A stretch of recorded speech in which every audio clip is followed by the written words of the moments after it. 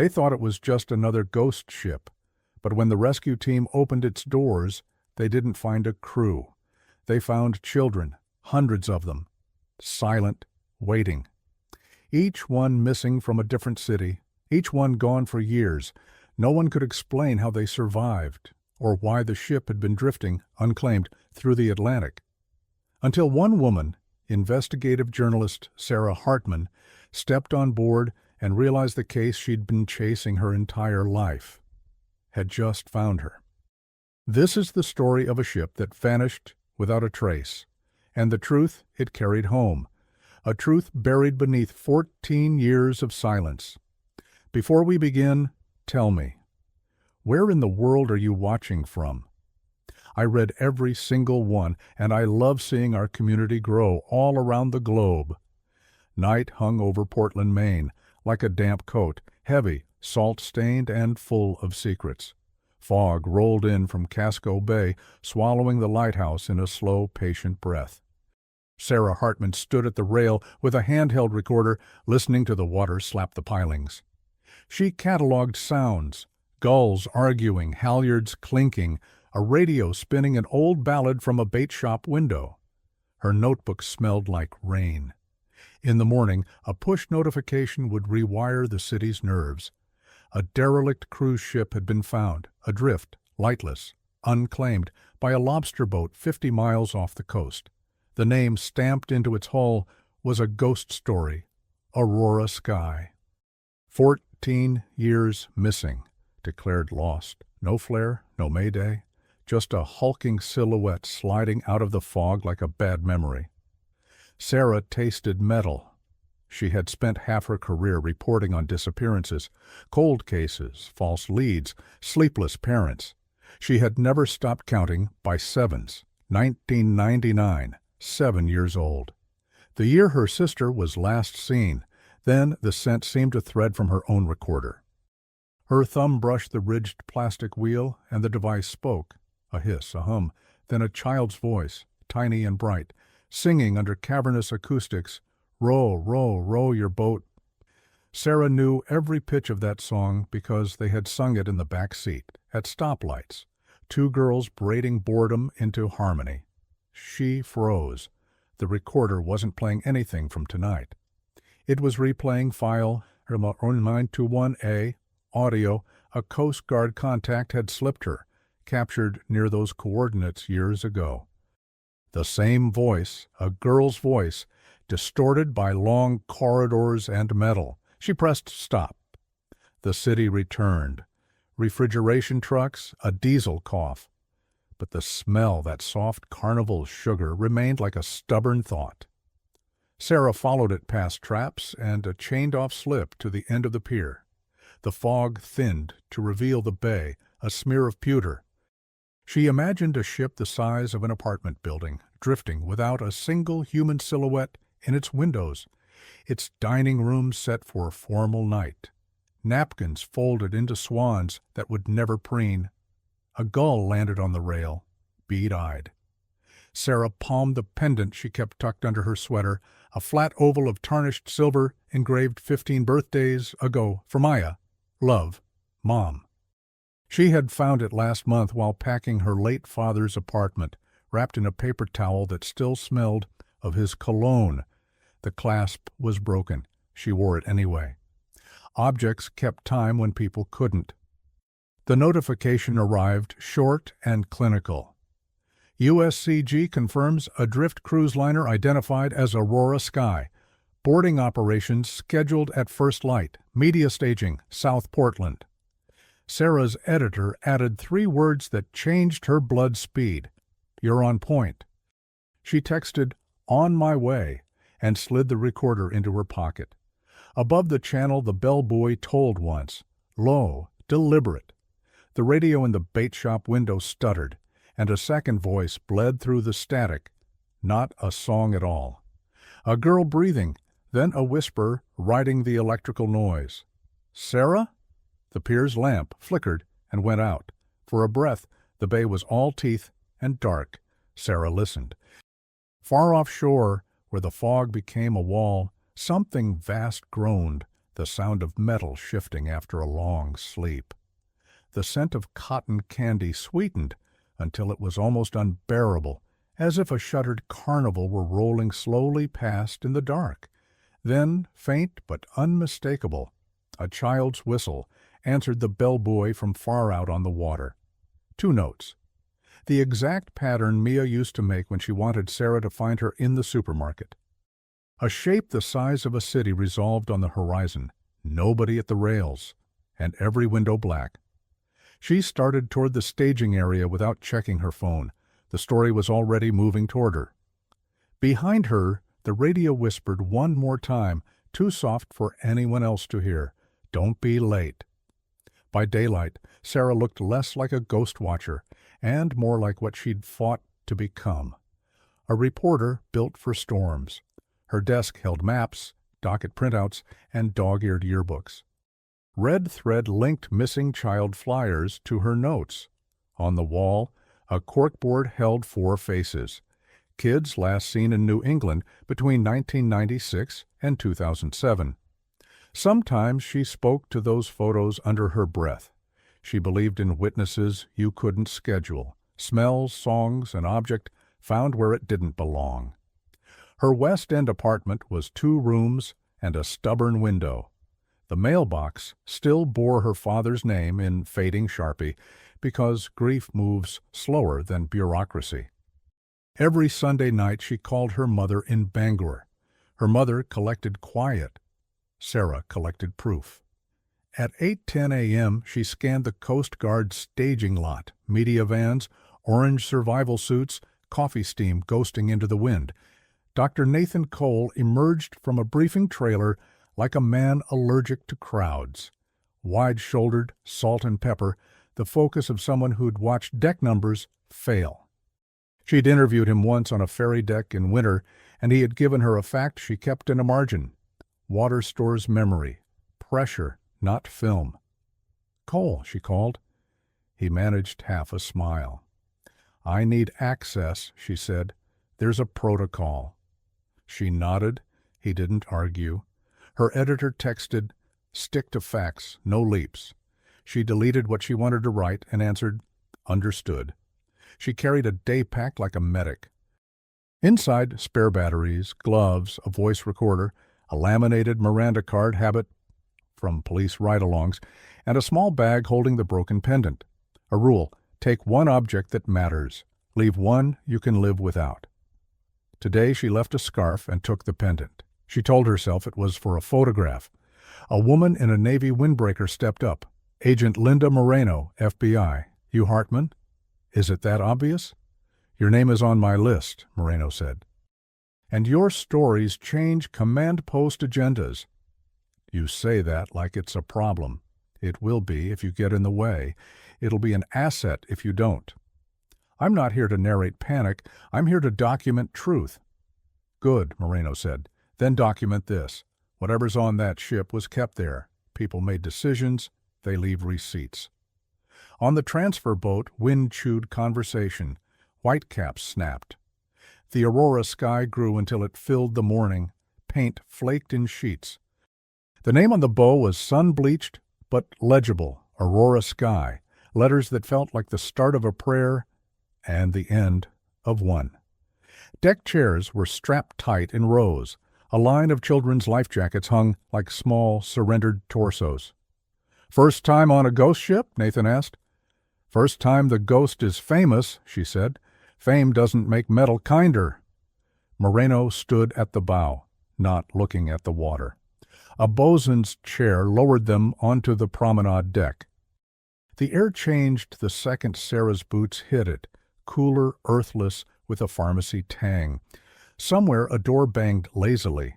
She put on nitrile gloves without thinking. Half her work lived where skin shouldn't.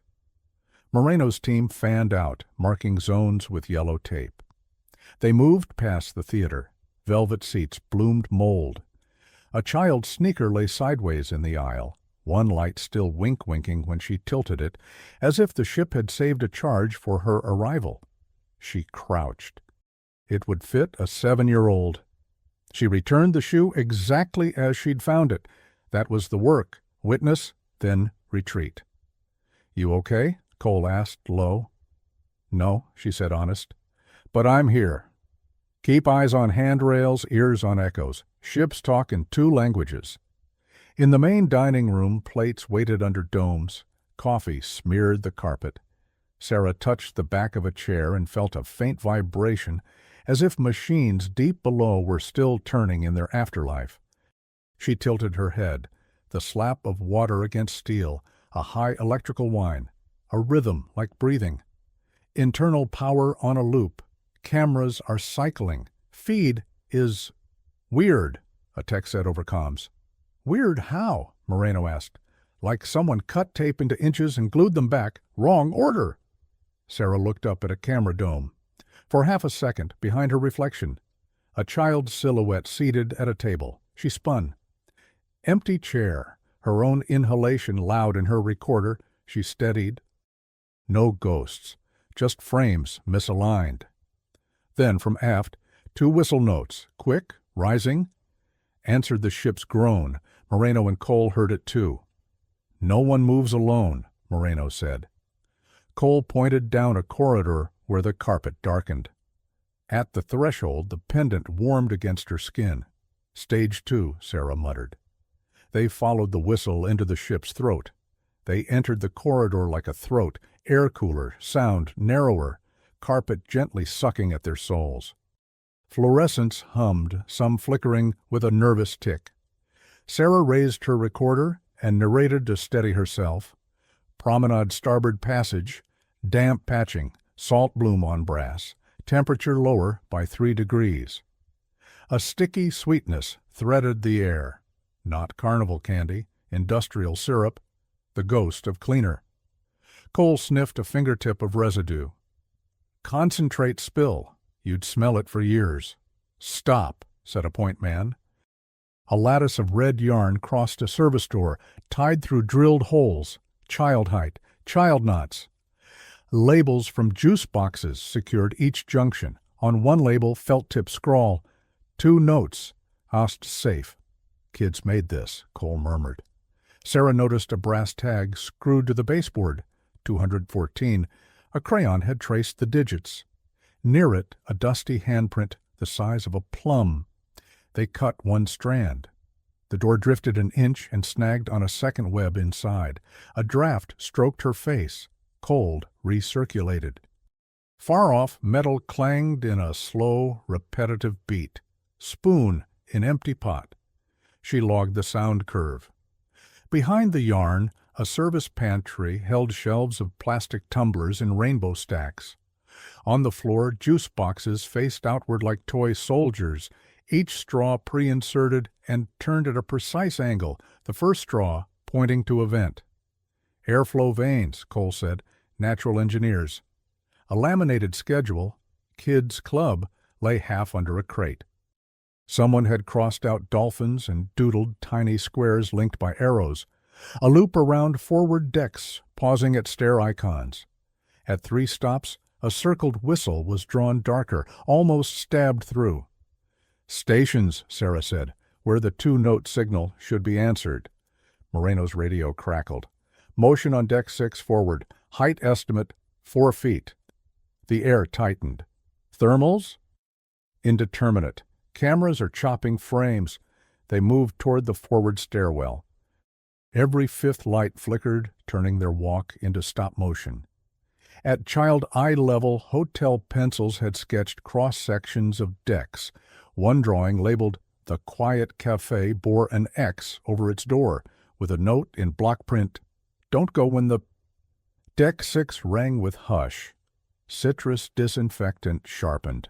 The kids' water park loomed, slides like silenced tongues. An empty pool wore dust disturbed by faint parallel trails, careful lines of small shoes. Sarah pressed 2 fingers to a tread with a broken triangle on the toe. Common brand, she told herself. Still, coincidences can feel like instructions. On Moreno's tablet, the chopped feed resolved. Hallway, stateroom door, then an eye-level glimpse of a child's chin passing close to the lens, a pendant string, a smudge of red marker on skin. Rewind 10 seconds, Sarah said, timing the skips 1, 2, 1, 2, until the pattern behaved like a metronome. Not random, fixed intervals. A line jumps across cameras and we get a composite route. The ship's talking, she added. We listen. They followed the loop to the quiet cafe, lit only by a battery exit sign. Freezers lined one wall. Frost latticed the tiles. Compressors breathed cold. On a case window, someone had finger-written through condensation. We waited quiet. The tail of the T curved into a whistle. Beside it, a cartoon woman with a bun and a little heart. 3 metal trays sat on the counter. In each lay a silver whistle, polished by touch. 2-note symbols were etched beside them with a fork tine. If kids lived here, Moreno said, someone fed them. Vending machines were stripped clean, cash boxes intact. Keys used, Cole noted. Staff did this. A cafe door sensor tinkled. No door had moved. The sensor flashed red anyway, as if greeting a ghost. Thermal uptick in the corridor, a tech said. 4-foot mass moving north. The corridor narrowed at a crew-only door. A paper was wedged in the hinge, a kids' club sign-in sheet, names in careful letters, Nate, B.R.I., Joe, Lee X, then a gap, then MIA written twice, the second time darker, as if someone traced it to learn the strokes. Sarah's fingers trembled around the page. From deeper forward, 2 notes sounded, quick, bright, human. An answer. They paused because training did. Moreno counted to 3. Cole shouldered the door. They entered a tan crew corridor. A dry erase board froze a week. Boat drill. Kids movie night. Staff meeting. Canceled. A smiley wore X's for eyes. At a junction, the deck changed to painted steel. A rolling cart bore food labels. Peanut-free, gluten-free, sensory room. A sheet clipped to the side read, Quiet Hour, inside voices, no whistles, hands on shoulders. Whoever ran this had tried to make order for small bodies. A whisper feathered the air, the secret syllables of children. Sarah lifted an open palm, the teacher's signal for quiet. A reflex from years volunteering in an after-school program during J-School.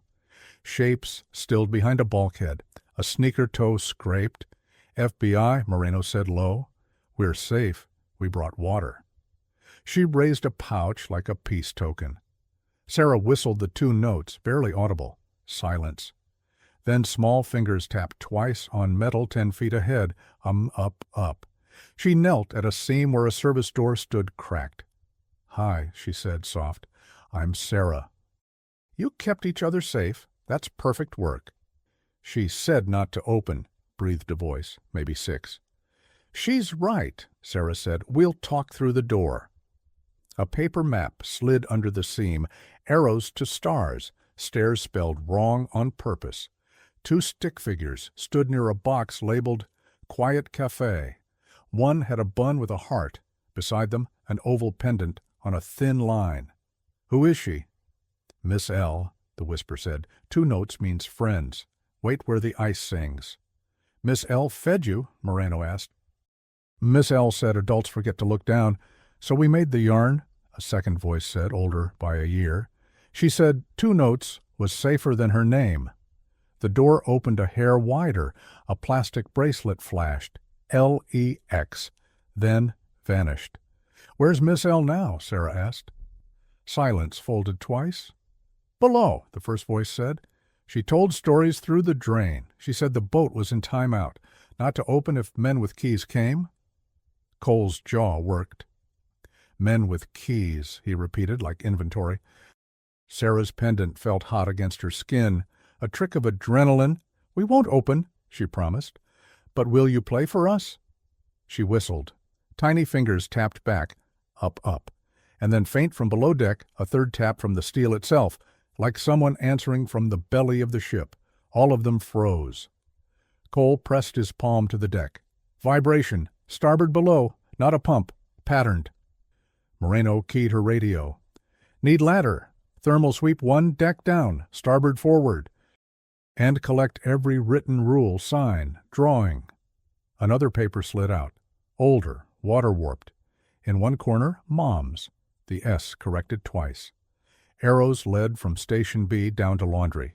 Beside it, a drawn grate, with 3 vertical bars, and under it, 3 hearts. "Okay," Sarah said, keeping calm useful. "We'll find Miss L and the Moms. We'll use the stars." A tiny giggle, recognition of their own joke. Moreno gestured down hall. Behind a linen cart, chalk tallies climbed the wall in groups of 7. Between groups, small symbols, a basketball, a whistle, a heart, a book. In the 15th group, the heart was shaded dark. "Birthdays," Cole said. Somebody was counting birthdays. A hollow boom, boom, boom gathered, gentle knocks inside metal. 3 knocks, pause, 2 knocks, pause, then 2 short whistle notes piped from beneath, thin as steam. "The deck is answering," Sarah said. "A language." They found the crew stairwell, rubber and cold metal. As they descended, a tinny loop drifted up from somewhere ahead. A woman's voice, low, composed. "If you can hear us, 2 notes, then wait." The voice did not tremble. Protocol in a storm.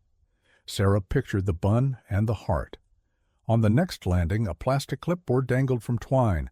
A yellowed note read, "If they cut the feed, do not panic. Follow the arrows." Under it, team names: Whales, Stars, Rockets. The Rockets list ended with MH. Sarah steadied against the rail until the impulse to sprint cooled to something she could use. They reached laundry. Warm, humid, soap-scented air. Industrial machines like sleeping animals. A floor-level grate opened on a crawlspace big enough for small shoulders. The bars were wrapped with tape so they wouldn't cut skin. Sharpie flowers bloomed on the tape. Cole lay flat and shone a light into the crawlspace. 2 oval pendants gleamed, their chains tied to a pipe with shoelaces. A child's drawing was taped nearby, a radio with a heart in the speaker. Sarah's hand flew to the identical oval at her chest, fingers finding the hairline crack in the silver. She pushed her voice into steadiness. "Miss L," she called softly into the grate. "We see your signs. 2 notes." She whistled. From deep in the ducting, 2 notes answered. Then a third voice, older, hoarse, breathed one word that hit like cold water. "Hurry." The deck vibrated again, the rhythm aligning now with knocks and whistles, phrases of a language that had waited 14 years to be spoken aloud. A hidden voice beneath the laundry deck whispers, "Hurry," while the ship answers in knocks and 2-note whistles, an urgent code from below. By midday, the Aurora sky was alive with investigators, yet the deck still breathed like something half asleep. Sarah walked the service corridors, earbuds feeding her the continuous hum of recorders. Every rhythm, every metallic knock, she logged like a heartbeat. The deeper she went, the more the air changed, humid and faintly perfumed with detergent and old citrus, as if the ship still tried to keep itself clean. Nathan Cole crouched by a laundry console, fingers tracing scorch marks on its panel. "Power's cycling. Someone rerouted current from the generators into the ventilation fans," he said. "To keep air moving," Sarah guessed, "or to keep people alive." Agent Moreno's voice came through comms. "Teams confirmed 22 sealed compartments, no bodies, no adults, only traces, bedding, shoes, protein bar wrappers." "No bones?" Sarah asked. "Nothing." Cole muttered, "No decay. Maybe offloaded." Sarah felt the word offloaded stick behind her ribs. "You mean transferred?" He didn't answer. They moved toward Deck 7, where the galley joined the crew quarters. On the floor, someone had arranged bottle caps into concentric circles. The outer ring spelled "Time Out." Inside it, 3 whistles, one cracked clean through. Moreno photographed everything. "This isn't random. These kids had structure." Sarah opened a cabinet. Inside lay notebooks, water-warped, but legible. Lesson plans, handwriting practice, arithmetic drills, daily affirmations. At the bottom of the pile, a name repeated in different crayons, Miss L, always followed by hearts. She flipped to the final page. A childish scrawl read, "Miss L says ships don't drown. They hide." Cole leaned over her shoulder. "Hide from what?" Sarah closed the notebook. "Maybe from who?" Down the hall, technicians dismantled a jammed door. When it gave, cold light poured out, rows of child-sized bunks, sheets still tucked with a military precision. Stuffed animals sat upright, buttons polished. A clipboard hung at the entry, roster, stars group, names, birthdays, allergy notes. A column marked parent status had single letters A, B, C, and beside several the same signature, L. Lowell. Moreno exhaled. "We have our Miss L." The ship's manifest confirmed it. Lydia Lowell, Youth Activities Coordinator, age 32, last known transmission 14 years ago, the same week the vessel vanished. In the control room, monitors stuttered with static. One feed, frozen mid-frame, showed a woman in a navy polo guiding children down a corridor, bun, heart-shaped pin on her collar. She looked straight at the camera before the image glitched to white. "Play the next file," Sarah said. The technician obeyed. A countdown tone, then video from the day of disappearance. Panic lights, alarms, the woman's voice steady over the PA. "If you can hear us, 2 notes, then wait." Cole frowned. She recorded evacuation instructions for kids, not crew.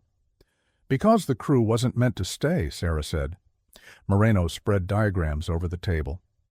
Supply logs showed double the normal rations loaded the month before departure. No customs record on return.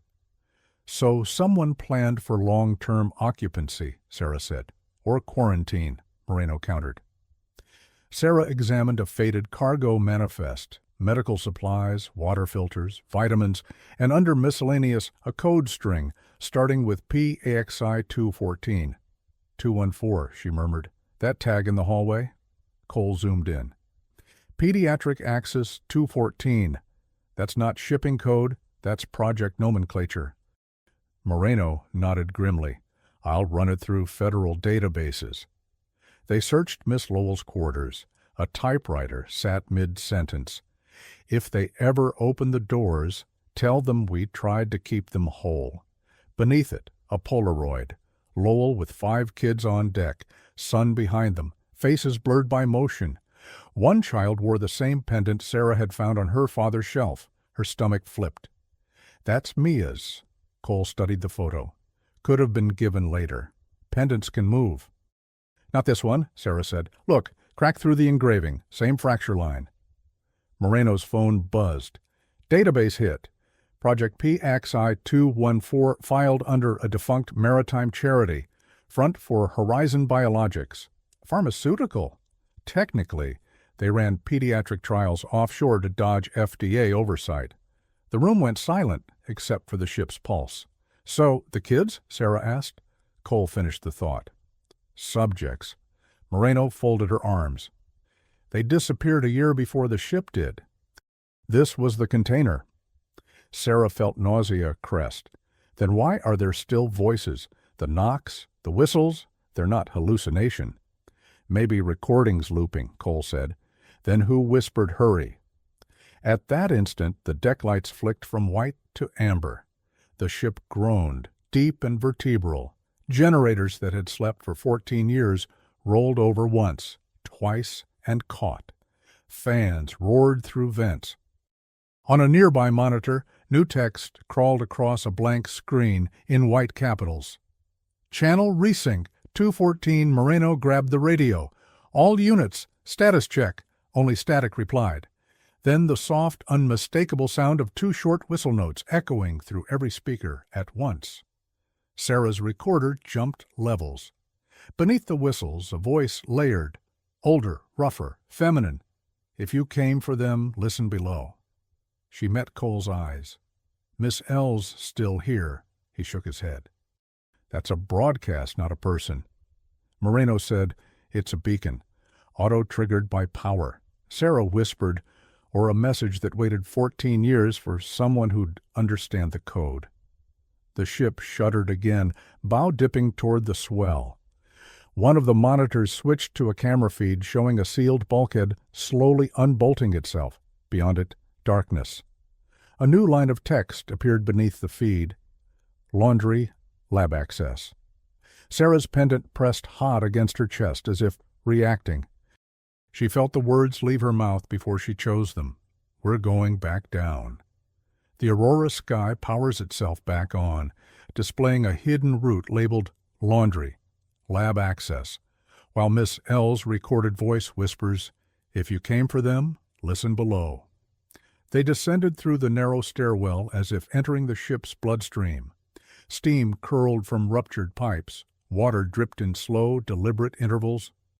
Sarah's recorder captured each sound, the drops like metronome beats counting toward something inevitable. The sign, Laundry, Lab Access, led them past crushed detergent drums and into a corridor tiled in white ceramic. The air felt filtered, heavy with ozone. Cole's flashlight swept across, faded stencils on the wall. Medical storage, observation room 2, authorized personnel only. The last words smeared by years of condensation. "This isn't laundry," Moreno said. "No," Cole agreed. "This is containment." They found another roster tacked to the bulkhead, not handwritten this time, but typed, laminated, corporate. It listed subject group 214A through 214D, each with 5 initials and a status column. Most entries read, transferred, unresponsive, or rehomed. The final line, 214D5, MH, unverified. Sarah's throat closed. MH. She touched the pendant unconsciously. Cole looked up. Mia Hartman. They exchanged a long, quiet understanding that neither dared to name. Moreno muttered, "We'll need chain of evidence." But Sarah was already moving, following a humming that vibrated through the soles of her boots. At the end of the corridor, a steel door stood half open. Beyond it, light pulsed faintly blue. Inside was a lab frozen mid-procedure, microscopes sealed under plastic, centrifuges webbed with dust, and a wall of transparent tanks now dry but stained with salt rings. Clipboards hung beside each tank, listing body measurements, all child-sized. Cole read one aloud. Subject weight increased 20% within 6 weeks. Cause, synthetic supplement variants. Moreno's jaw set. Clinical testing on minors. Sarah's recorder clicked as she whispered, and they hit it at C. She approached a control panel coated in grime. When she brushed it, a display flickered to life. Fragmented video logs. In one, Lydia Lowell addressed the camera directly. Her face was drawn, but lucid. Day 37. We were told these trials would help with malnutrition resistance. I didn't know they hadn't been cleared. The crew that objected, they were replaced. The children started coughing after the 3rd batch. Company said it was adjustment syndrome, but it spread. I rerouted ventilation and kept the sick isolated. I told the kids it was a game. Quiet hour. When the ship went dark, I thought maybe someone would stop it, but no one came. Lowell looked off-screen, eyes wet. If you're seeing this, it means you finally did. The file cut out. Sarah leaned her head against the wall, eyes closed. She was trying to save them, Cole said softly, or at least buy them time. Then another monitor blinked alive, showing external sonar.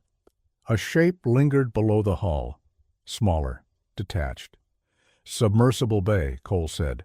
Standard for supply drops. Or extractions, Moreno added. Sarah frowned.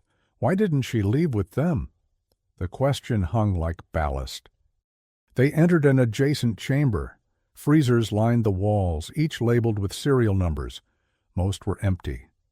The last one hissed when Cole pulled the handle. Inside lay sealed vials, each tagged with a barcode and initials. He scanned one with his phone light. MH, he read. Sarah's heart stopped for a beat. What's inside? DNA samples, Cole said. Preservation tubes. Moreno looked at the timestamp, July 8th, 2010. That's the day Aurora Sky vanished from radar. Sarah whispered, they weren't missing. They were taken. catalogued. Then the ship's PA system crackled to life again, the same recorded voice. 2 notes, then wait. But this time, the line that followed was new. If the pendant finds its pair, follow the lights. Every emergency strip along the floor glowed faintly blue, one after another, forming a path deeper into the deck. Moreno cursed under her breath. Auto trigger, RFID link from that pendant. Cole's gaze sharpened on Sarah. Your father kept it. Because he was told to, Sarah murmured. He worked in port security, Boston Division. He signed the manifest that cleared the ship to sail. She stared at her trembling hands. The necklace felt suddenly heavier, no longer a keepsake, but a key. They followed the illuminated path into a maintenance shaft. The air grew hotter, carrying the smell of rust and burned insulation. The tunnel bent left, then opened into a small viewing gallery with a cracked glass wall. Beyond it lay a chamber lined with medical cots, most empty. One cot still held a small body under a sheet. Sarah approached slowly. The tag on the footboard read, MH, Observation 214D5. Her pulse hammered. She lifted the sheet and froze. It wasn't a corpse. It was a mannequin, child-sized, silicone skin peeling, torso split open to expose a cavity of wires and fluid tubing. Embedded in its chest was a small transmitter, still blinking weakly. Telemetry dummy, Cole said. They used it to simulate vitals for the system logs. Sarah exhaled shakily. So the real Mia was moved, Moreno finished. She looked at the transmitter's frequency. The display pulsed Uro 2.14 Medrias. Cole's eyebrows rose. 214 again. Maybe a distress beacon, Sarah said. When he unplugged the unit, the ship shuddered violently, lights dimming to amber again. Over the speakers came static. Then Lydia Lowell's voice, distorted but alive. If you hear this, they made land. Follow the code, Sarah. Land? Sarah whispered. Cole gestured to a chart pinned beside the console. Faded coordinates across the Atlantic. One circle drawn around an uninhabited island north of the Azores. In pen, rehome phase, safe camp. Moreno radioed topside. Control, mark coordinates on copy log. But the signal hissed out. Above them, a deep metallic boom reverberated. The submersible, Cole said. Something detached. Sarah grabbed a viewport lever. Outside, a dark capsule drifted away from the hull, lights flickering in farewell. Remote launch sequence, Moreno said. Automatic ejection. It's dumping evidence. Sarah snapped photos through the fogged glass. No, it's leaving with it. On her screen, the capsule's ID flashed before vanishing into the depths. Horizon Child Wing. Christ, Cole muttered. They left another archive below? The ship's power flickered. Backup generators screamed. In the corridor behind them, red lights flared and extinguished in waves like a heartbeat losing strength. Then, from the loudspeakers, a new voice, thinner, younger. This is Mia. If you find her, tell her the song worked. Sarah staggered. That's her voice. Recorded? Moreno asked. No, that's now. Cole adjusted his radio scanner. Source triangulates near the forward observation dome. They ran. Doors that had been sealed now slid open at their approach, sensors recognizing the pendant. The deck's hum rose to a chorus of relays clicking on. As they reached the forward dome, the sea beyond glowed pale green from plankton stirred by the ship's movement. At the center of the room sat an old communication console patched with child drawings. On its mic was a headset, small and white. Sarah put it on, static, then breathing. Then, unmistakably, a girl's voice. Don't be scared, we kept the lights on. Miss L said you'd come when the sea got tired. Sarah's throat closed. Mia, where are you? Where the stars don't move, the voice said gently. Where the ship sent us. The feed distorted, then cut. Moreno whispered, could be island relay, low power. Sarah looked at the horizon coordinates again. She's alive. Cole met her eyes. If the pendant triggered that response, she's listening for it. The ship groaned again. Another monitor blinked. Autonov route, 214 active, destination, rehome phase. Moreno's radio sputtered back online. Surface team reports the vessel's engines are starting remotely. We're moving! Cole steadied himself against the console. Somebody's still driving this thing. Sarah stared through the glass at the endless water, heart pounding with a mix of fear and relief. Then whoever it is, she said, knows exactly where the children went. Outside, the Aurora Sky's propellers churned the dark Atlantic to foam. For the first time in 14 years, the lost ship was no longer lost. It was going home. The Aurora Sky reawakens, steering itself toward secret coordinates labeled Rehome Phase, while a living voice claiming to be Mia calls from beyond the sea. By dawn, the sky had turned a dull pewter, and the Aurora Sky carved its way through the mist like a patient ghost remembering its route. The decks moaned under the weight of motion. Seagulls trailed behind, their cries lost in the engine's pulse. Sarah stood in the forward dome, gripping the console rail as the ocean stretched endlessly ahead. The ship's autopilot was locked on coordinates north of the Azores, the supposed rehome phase destination. Moreno's team worked feverishly to regain manual control, while Cole crawled through the engine bay, tracing wires older than half the crew. But Sarah stayed by the glass, her recorder balanced against the console, replaying fragments of the transmission. "Don't be scared. We kept the lights on. Miss L said you'd come when the sea got tired." Every time she heard Mia's voice, the world shifted slightly, the same feeling she'd had when she first replayed that old Coast Guard tape. But this time, it wasn't nostalgia. It was proof. Cole's voice came through the intercom, grim but steady. "Engine throttles are sealed. Best we can do is ride it." Moreno swore quietly. "The press is already calling it the Ghost Orphanage. We need a narrative before they make one up." Sarah said nothing. She just watched the water thin into streaks of silver under the bow, the surface trembling like skin. In the quiet she thought of Lydia Lowell, the teacher turned caretaker who'd stayed behind while others escaped. Somewhere in these walls her bones, or her spirit, or her message still lingered. Sarah imagined her whispering bedtime stories to frightened children while the ship drifted into government denial. She touched the pendant. "You kept them alive," she said softly. "You made them believe it was a game." A sudden chime cut through the air. The console flashed, approaching rehome coordinates. Cole climbed the stairs, oil on his sleeves, breath short. "It's guiding itself to anchor." They reached the upper deck as the ship slowed, fog parting to reveal an island, barely more than rock and moss, a crescent of green in the gray sea. From above, Sarah could make out ruins of prefabricated huts along a ridge, and, near the shore, a rusted helipad. The Aurora Sky angled gently toward a cove, propellers feathering to a stop. The silence afterward was unreal. No gulls, no wind, just the hiss of engines cooling after 14 years. Then, faintly, a sound drifted from the island. 2 whistle notes. Moreno's mouth fell open. "They're there." Sarah felt her knees weaken.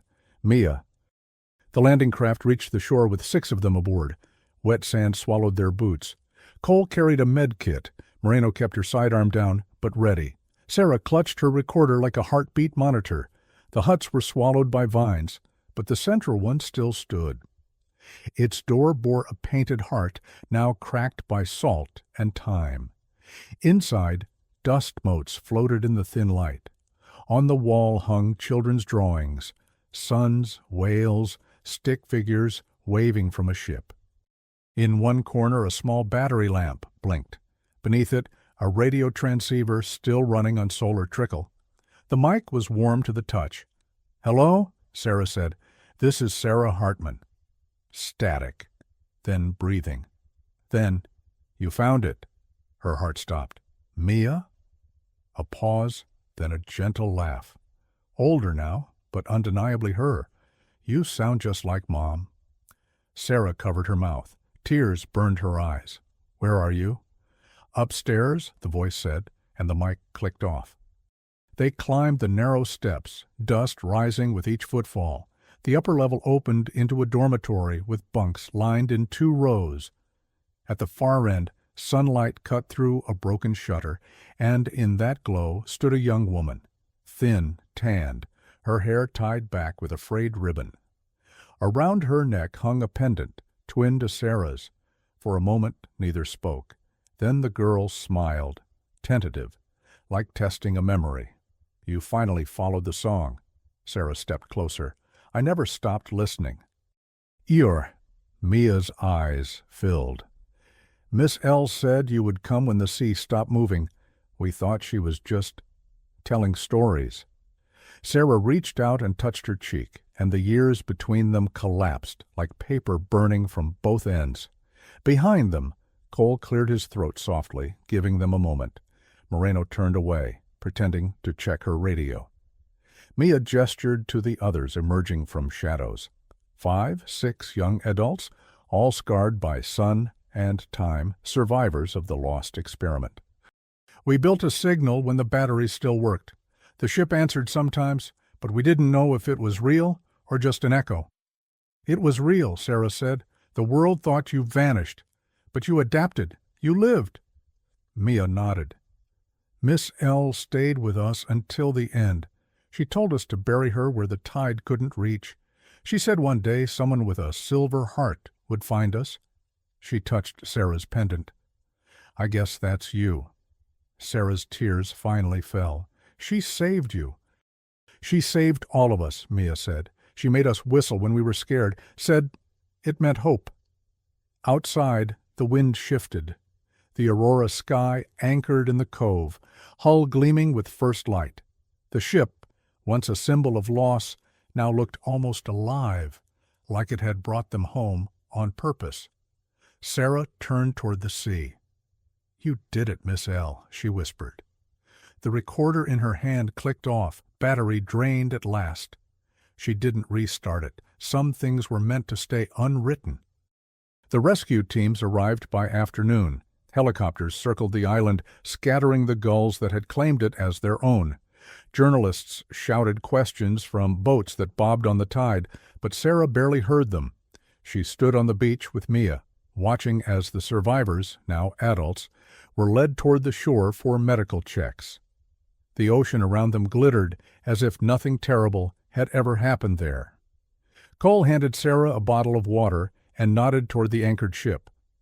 They'll strip it for evidence, rewire its black boxes, write new laws to make sure this never happens again. Sarah looked at the distant silhouette. The aurora sky did what no one else did. It kept its promise. Ships don't make promises, Cole said gently. People do. Maybe, she whispered, but sometimes they remember for us.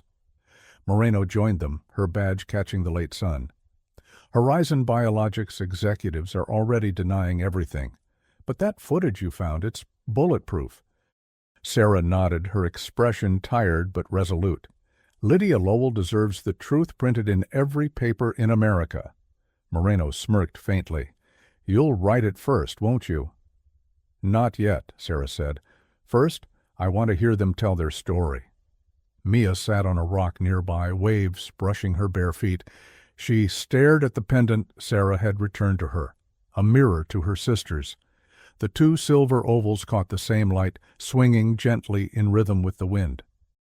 Do you think she knew what would happen to us? She asked. Miss L? Sarah asked. Mia nodded. She used to say every storm has a song. You just have to learn the tune to get through it. Sarah smiled through tears. Then she wrote a masterpiece. Part 2. 2. That night, while the others slept in temporary tents, Sarah walked the shoreline alone. The ship loomed offshore, its lights dim but steady, like a lighthouse that had finally found its purpose. In the sand near her feet, she found something half buried, a brass whistle, dulled by years of salt.